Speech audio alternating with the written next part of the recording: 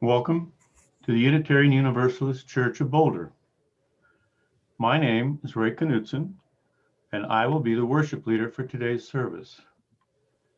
On this first Sunday of a new era in our country, I think so many of us are feeling a sense of joy and relief, a sense of hopefulness and of starting over, almost as if spring is on its way.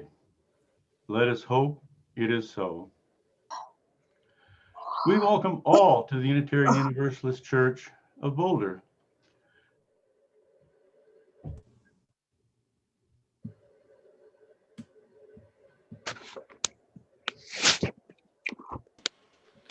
Ray, I think you got muted for a second there. Interesting. Well, started out unmuted and somehow it got muted, so we'll start over. On this first Sunday of a new era in our country, I think so many of us are feeling a sense of joy and relief, a sense of hopefulness and of starting over, almost as if spring is on its way. Let us hope it is so. We welcome all at the Unitarian Universalist Church of Boulder. If you are a new visitor, please email our office manager, Amy Zen, and let us know how you found us. You will find her email in the Zoom chat.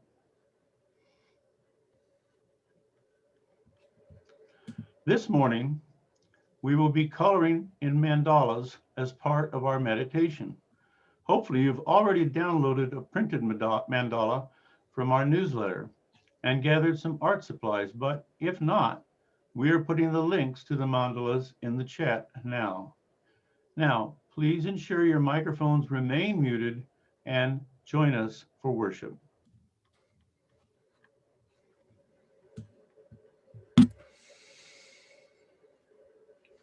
As we prepare our hearts and minds for worship, hear these timeless words of Desmond Tutu, who said, quote, "We are made for goodness.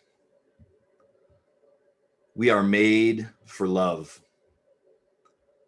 We are made for friendliness. We are made for togetherness. We are made for all of the beautiful things that you and I know. We are made to tell the world that there are no outsiders. All are welcome. Black, white, red, yellow, rich, poor, educated, not educated, male, female, gay, straight, all. We all belong to this family, this human family." Unquote. You are welcome here.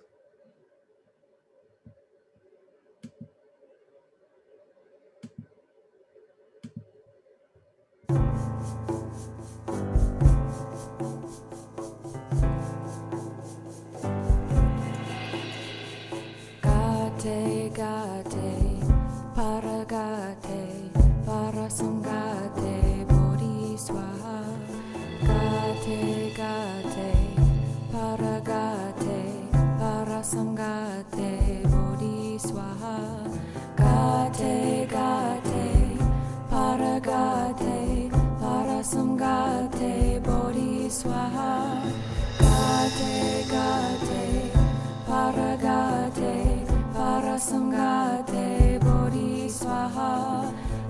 Gate Gate Paragate Parasamgate Bodhiswaha Gate Gate Paragate Parasamgate Bodhiswaha Gate Gate Paragate Parasamgate Bodhiswaha Gate Gate Paragate Parasamgate Bodhiswaha Gate Gate Paragate Parasamgate Bodhiswaha.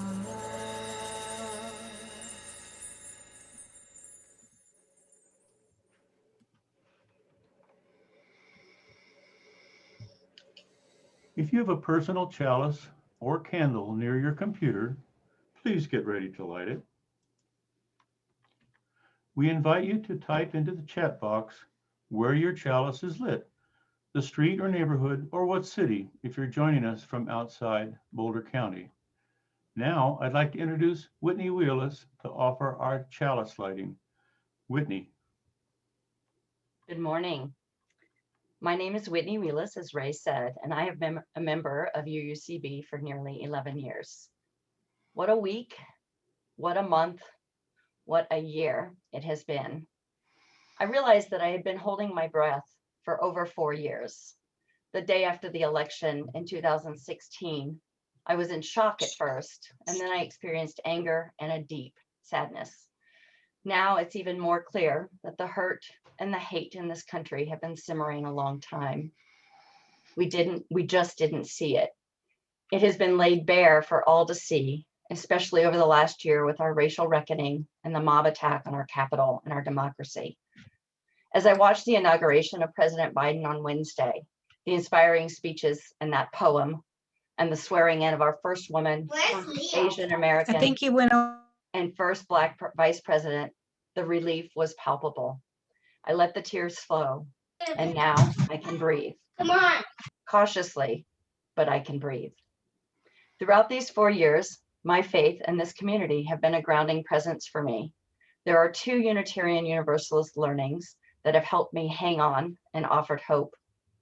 I often return to our 1st and 7th principles, the inherent worth and dignity of each and every person, and the interconnected web of life. For me, the concept that holds those 2 together is when one part of the web is broken, we are all broken. We must continue to find a way to address the inequity in our country and the systemic racism and white supremacy culture that tears at our very fiber. Otherwise, we will remain broken. The second lesson is one that I first heard from Alicia Ford at Russell Lockwood Leadership School several years back. We don't hate people whose stories we know. We have to find a way to connect as humans, to learn each other's stories, and to connect to our humanity. We are all part of the human race. We struggle, we have hopes and fears, and we wish for safety, comfort, and love. I was commenting to a friend last week that Sunday services are my favorite hour of the week. It's a time for myself, even if it's from home on my couch with the boys rummaging around in the kitchen, a time for reflection, a time for spiritual growth. I would add a fourth, a time for taking an accounting of my life, but that would violate Steve's rules of 3 from a few weeks ago. Sunday mornings provide an opportunity to slow down and sit in the quiet. I light this chalice in honor of this church community and our UU faith, and I am grateful for this time together.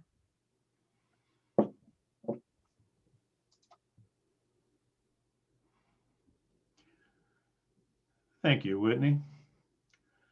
We now invite all those gathered in your various locations to join together in fellowship and community as we all say aloud our congregation's covenant. We gather They're in in fellowship. fellowship To to speak speak truth to each other, to reach out and touch one another, to care with each other, and to seek the truth divine. So be it. So be it.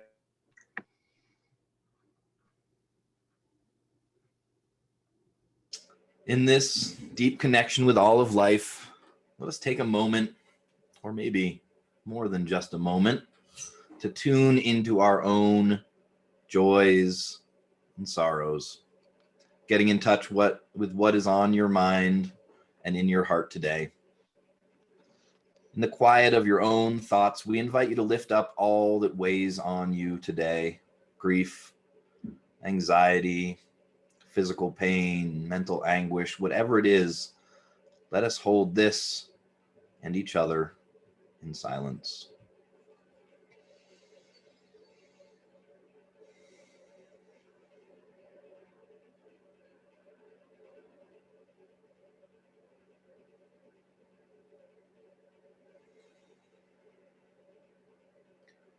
Let us turn our minds and our hearts to those we love, holding them with love, acknowledging their painful challenges and sufferings. And I invite you now to share your concerns in the chat box, naming them and lifting them up to your community of love and accountability. I will name and lift up some of them as time allows.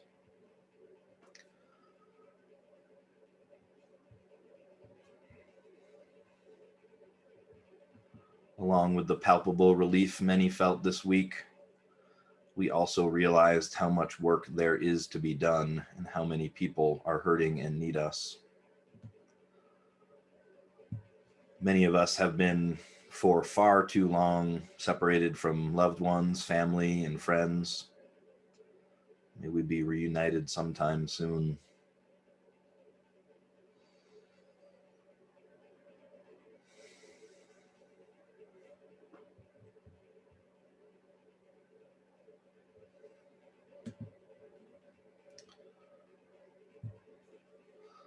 To all our frontline workers who continue to struggle,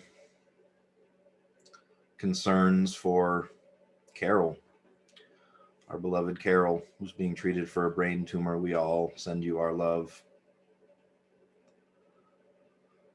A lot of wondering on how we make this country whole again, how we speak to those who are so disaffected and hurt. And yes, of course, this pandemic that continues to ravage our world. I can invite you to continue to post in the chat box, but we'll make a turn now towards being in touch again with our joys, with our celebrations. I invite you to share all of that in our chat as well. What is lighting your heart on fire? What is bringing a smile to your face, warming you up on these cold days? Bernie making a little appearance there at our service. Good to see him still working for our country. The joy and satisfaction of making music. Thank you, Heidi, for that. Absolutely.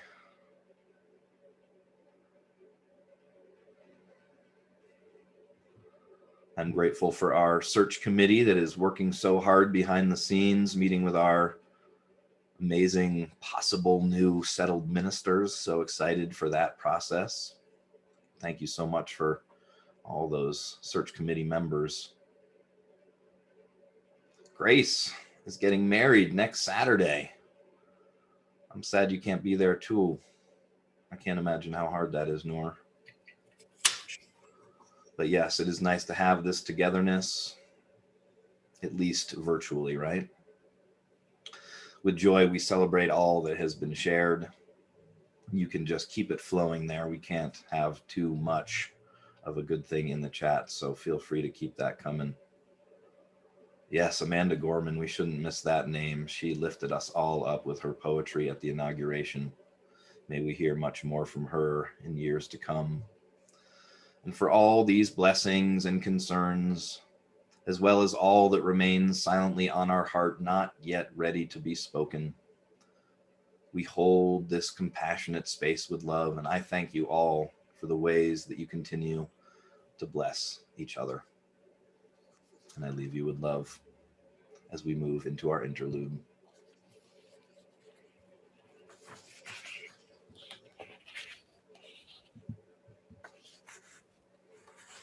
And a reminder, if you haven't muted yourself yet, you can do that now.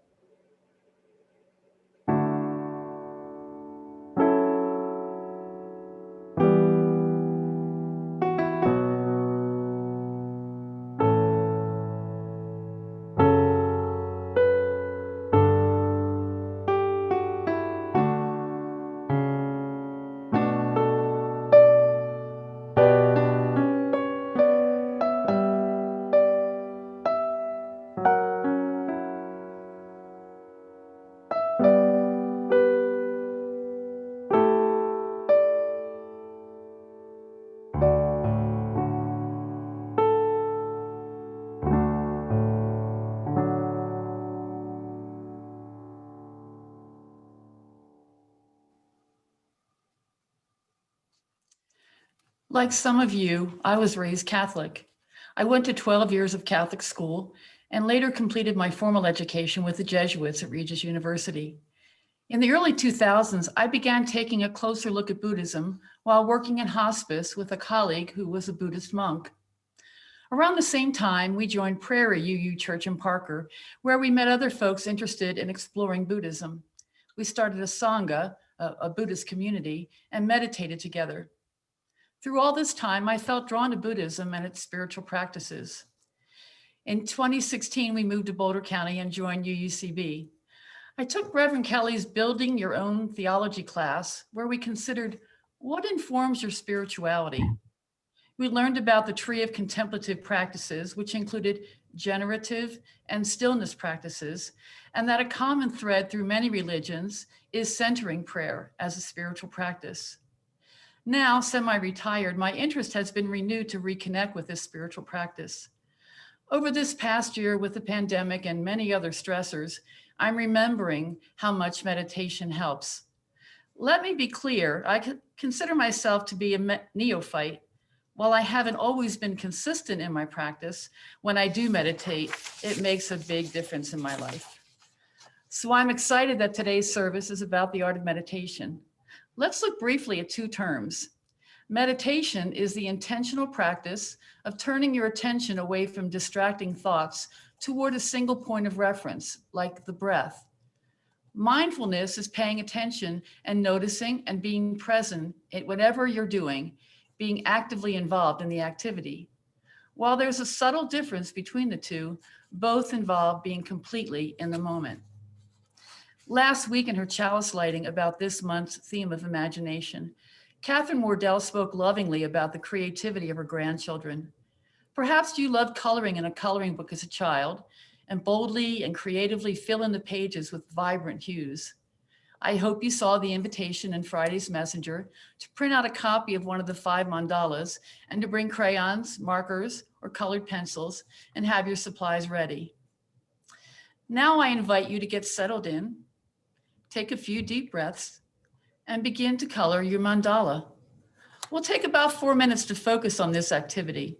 Then I'll bring us back to our time together.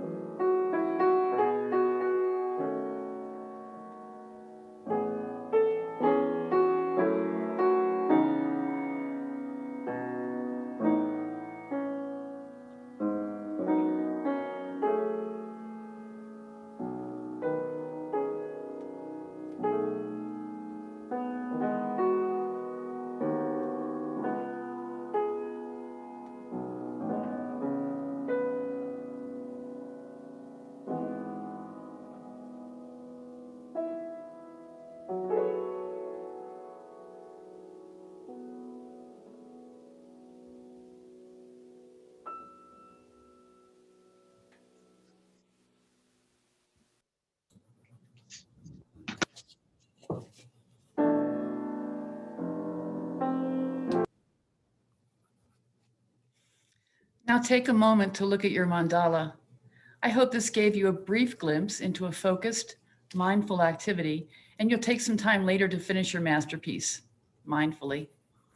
Imagination, creativity, meditation, mindfulness. Rumi once said, "I have been a seeker and I still am, but I stopped asking the books and the stars. I started listening to the teaching of my soul." Good.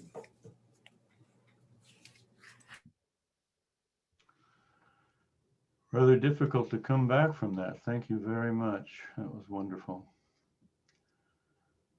The following words are from T.S. Eliot. I said to my soul, be still and wait without hope, for hope would be hope for the wrong thing. Wait without love, for love would be love of the wrong thing. There is yet faith, but the faith and the love are all in the waiting. Wait without thought, for you are not ready for thought. So the darkness shall be the light, and the stillness the dancing.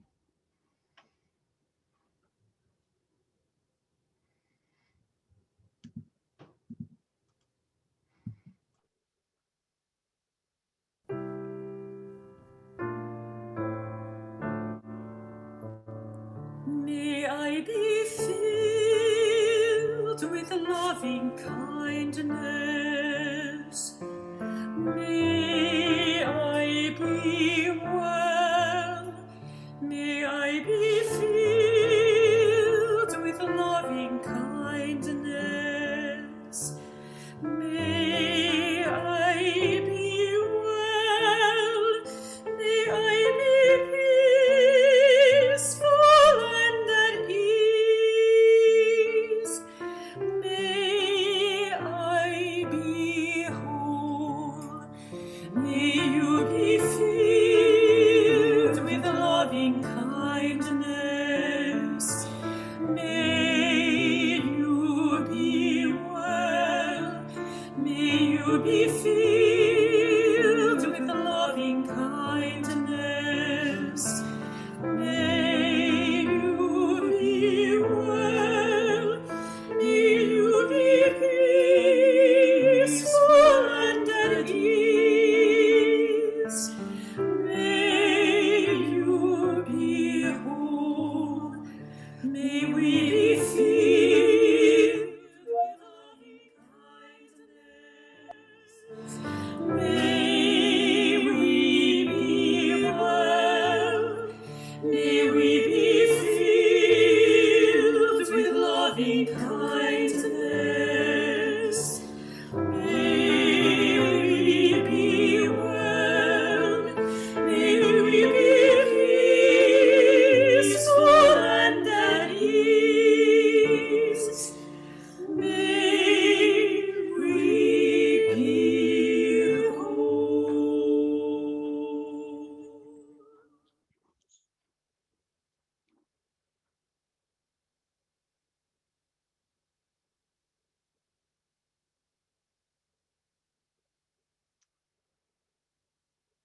The Buddha would have fit in surprisingly well in 21st century Silicon Valley, as I learned from walking with him for 6 weeks in India about 5 years ago.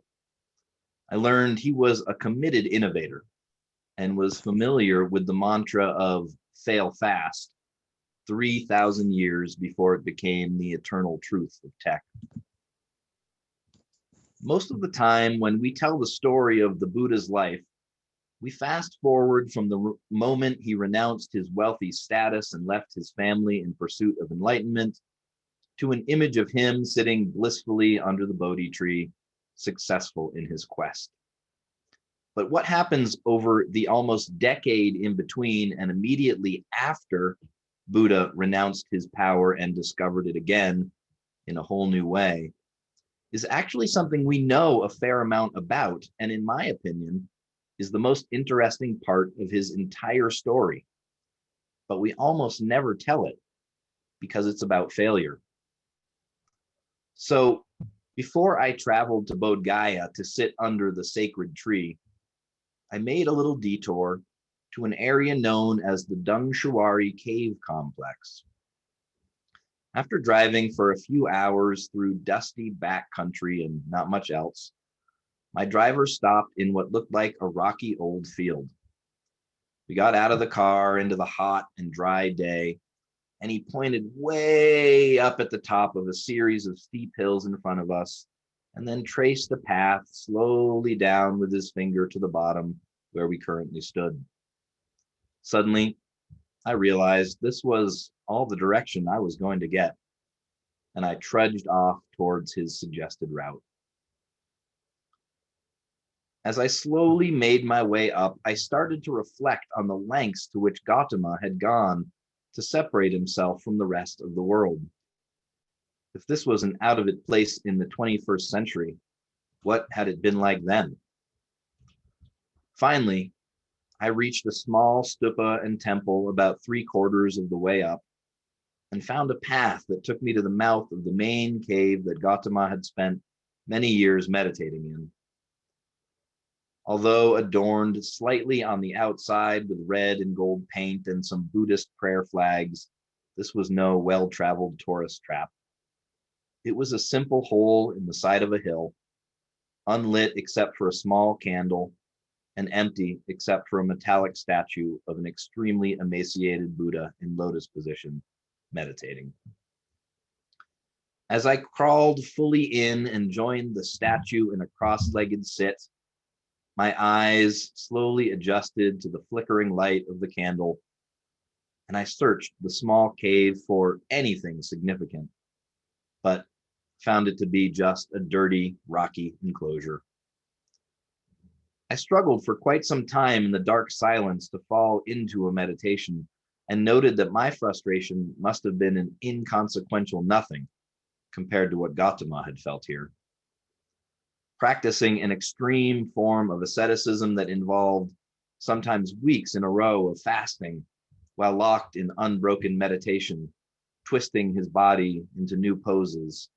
Again and again, he created new, ever more extreme regimens and tried them in new areas, sure that if he just kept trying new things, eventually he would hit on the right one.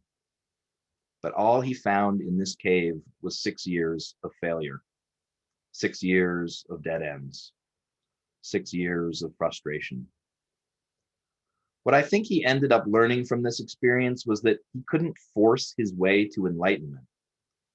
Going to ever more extreme ends in search of the exit from suffering was accomplishing nothing but increasing his personal suffering.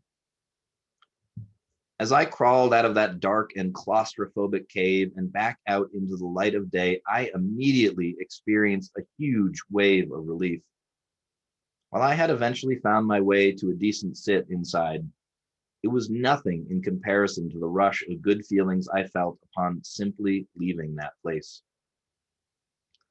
Similarly, when Gautama finally gave up this out-of-the-way cave and his fanatic practices and was wandering away from these hills, a young girl he met offered him a simple meal of warm rice. Although basic, it was luxurious at this point for Gautama, who, after so many years of fasting and prayer, had come a long way from his pampered and plump youth. But he ate the meal and decided to leave the extreme fasts behind. He called this new way of being the middle way. And it meant just that. He would no longer be a fanatic and abuse his body, but he would also not return to the royal lifestyle of his birth. Content with this decision and no doubt revived from a decent meal, as the story goes, Gautama then sat down under the shade of a sweet little fig tree and a short few days later attained enlightenment. But as I said earlier, it was not merely the time in between seeking and finding enlightenment that was fascinating, but what happens immediately after to Gautama as well. Not content with mere personal enlightenment, Gautama, now Buddha, spent the next 7 weeks alone in the same area, engaged in what could only be described in our modern vernacular as beta testing different forms of meditation, as well as shareable teachings. He spent 1 week standing and staring without blinking at the fig tree while he meditated. He spent another week meditating while walking slowly back and forth between the fig tree and a spot about 100 feet away. He spent a week meditating under the tree again, then another next to a nearby pond, then another under a different tree. Then he spent a week answering questions to himself about his new knowledge. I can just see him trying out all of these different tactics in different locations, trying to see what worked and what didn't, a series of 1 week experiments, after which he felt prepared to describe the basic tenets of what would become known as Buddhism, a way of life inspired by the different experiences and thoughts he had just moved through. Personally, I found it incredibly inspiring to witness firsthand how much trial and error, mistakes and failure played into the story.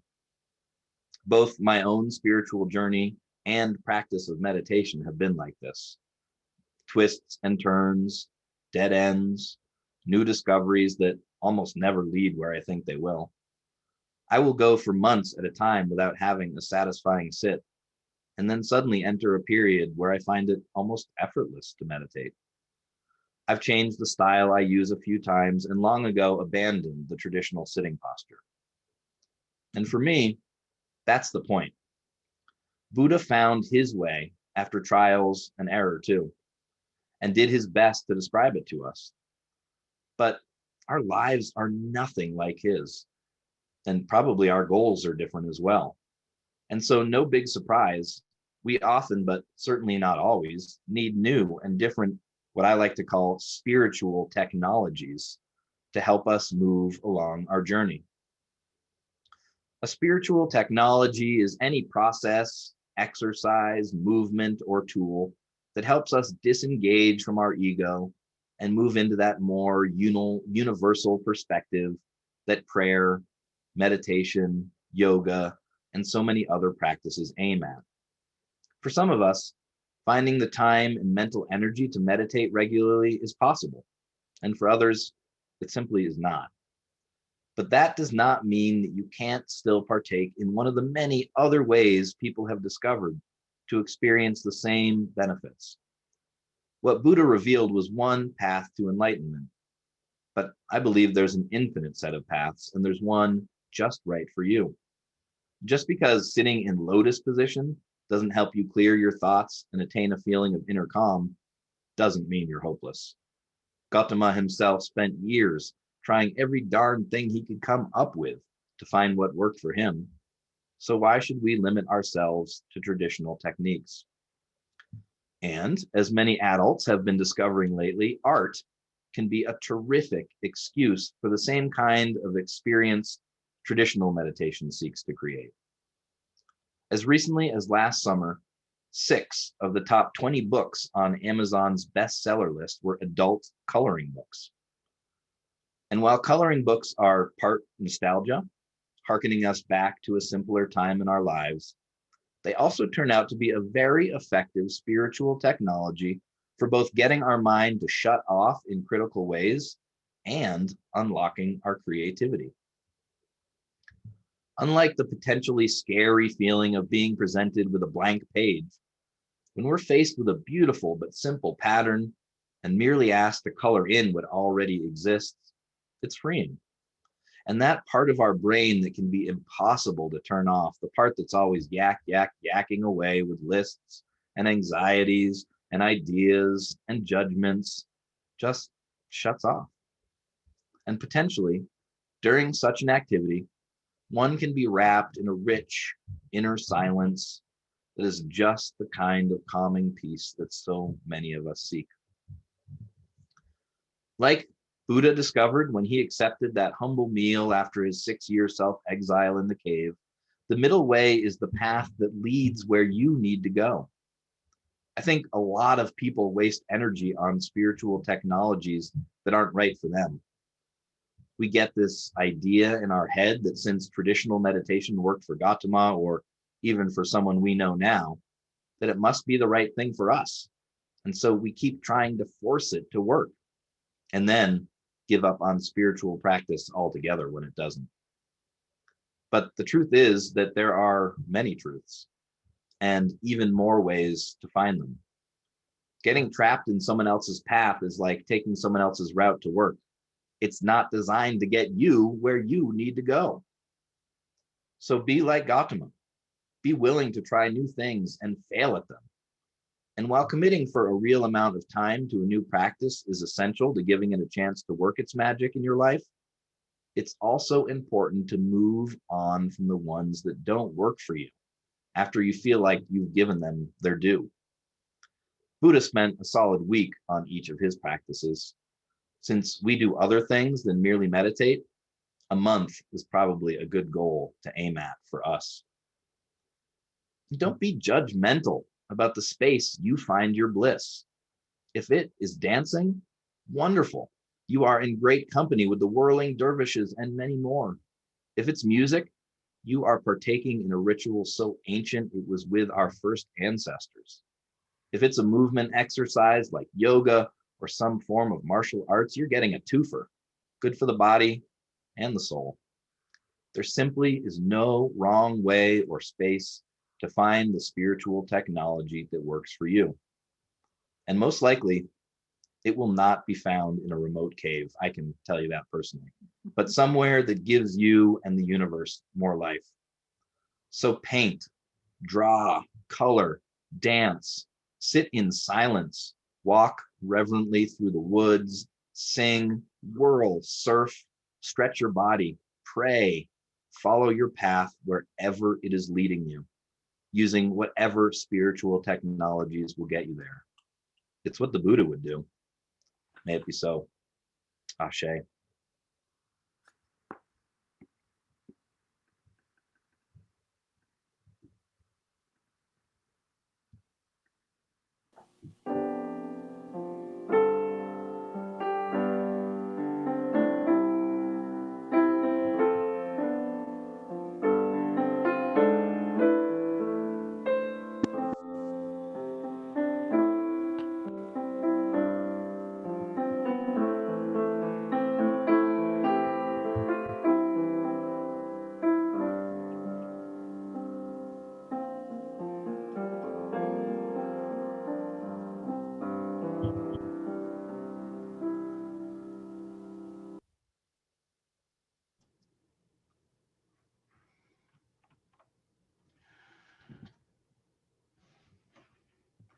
You can make a donation now using the link posted in our chat, by sending a check to UUCB, or by scanning the QR code that you will find on the next slide, scanning it with your mobile phone. Please be as generous as you can. We will now receive the offering.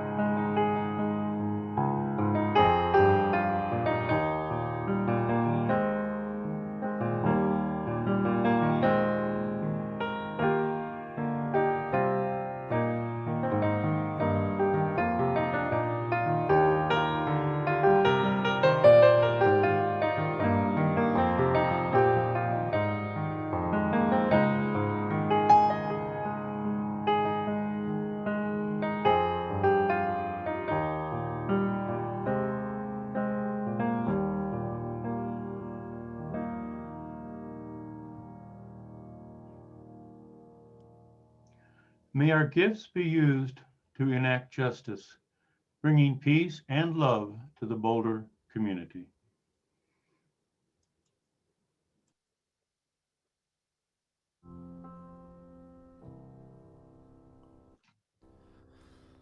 Breathe in, breathe out, breathe in, breathe out.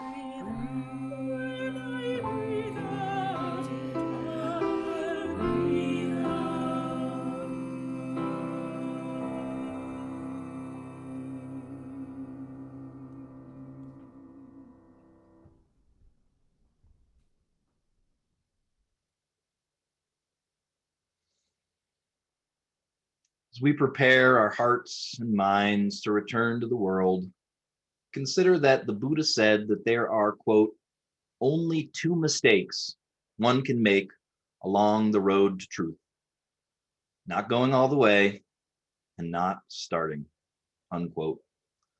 May we each endeavor to find our path to our truth and follow it wherever it may lead. May it be so, and go in peace.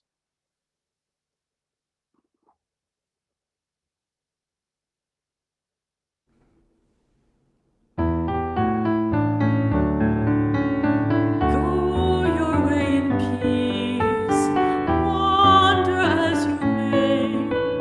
Blessed is the path you take, may love guide you on your way. Go your way in peace, wander as you may. Blessed is the path you take, may love guide you on your way.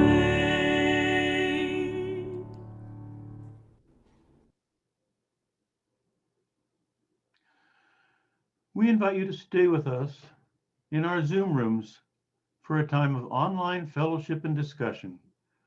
Our Zoom lobby focus is on buildings and grounds today, led by Tom Zanoni. Barb and Fred are here to tell us how this is going to work. I'm Barb Richards, full of joy after January 20th. I'm excited for what's to come.